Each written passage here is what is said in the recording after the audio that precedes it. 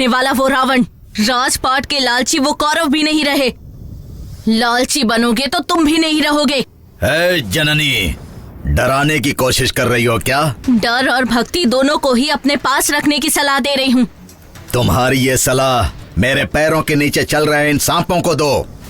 मैं नंबोदरी हूँ, ब्रह्मा का हाथ पकड़कर अपनी किस्मत खुद लिखवाने की शक्ति रखता हूँ।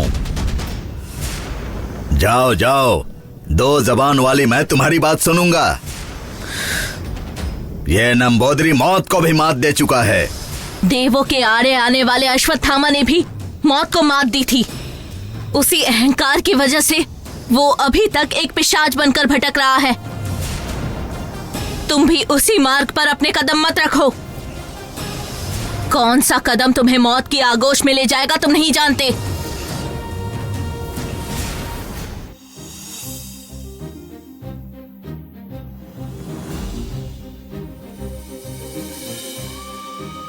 जननी जी, देखते देखते हमारी एंगेजमेंट इतनी जल्दी हो गई। मुझे तो ये हो भी जाएगा इसका यकीन नहीं था। अगर तुम डर के बैठे ही रहते तो ये सगाई अब तक नहीं होती। वो तो मैंने हिम्मत की इसीलिए हो गई। मेरी आंटी यहाँ नहीं आई, इसी बात की खुशी है ना आपको? अगर वो यहाँ होती तो आपका भूत अच्छे से उतारती। और नहीं तो क्या, उस दिन उन्होंने वो कसम खाई थी ना कि आपकी शादी वो विराट के साथ ही करवाएंगी। उनके कहने पर आपने कैसे यकीन कर लिया कि मैं उनकी बात मान जाऊंगी? मैंने तो उसी दिन कह दिया था कि मुझे कोई मेडिकल फील्ड वाला ही चाहिए। मैं मेडिकल की पढ़ाई तो नहीं करूंगी, लेकिन एटलीस्ट जिससे शादी करूंगी वो लड़का एक अच्छा डॉक्टर होना चाहिए। बस यही बात है। वैसे तुम्हें एक बात पता है क्या? क्या? मेरे घर वाले, मेरे डैड मॉम बहुत आसानी से मान गए। आपके भी घर में अगर अंकल सपोर्ट नहीं करते तो बहुत मुश्किल हो जाती है। हाँ सच है, सिर्फ अंकल ही नहीं प्रणव ने भी सपोर्ट किया। अगर दीदी होती तो वो भी सपोर्ट करती। डैड।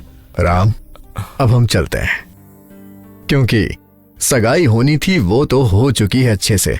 अब अपनी हीरोइन को लेके कहीं फरार मत होना। अब हम चलते हैं बेटा, बीच बीच में घर आते रहना। ठीक है आंटी। चलता हूँ ठीक बेटा। है अंकल।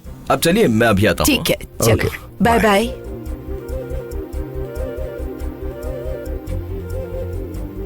जननी जी, अब हम दोनों की सगाई हो गई है। अब इसके बाद से हम दोनों फ्री बर्ड्स हैं। बीच बीच में हम मिलते रहेंगे। अब अगर बिजी रहेंगे तो कम से कम फोन पे टच में रहेंगे।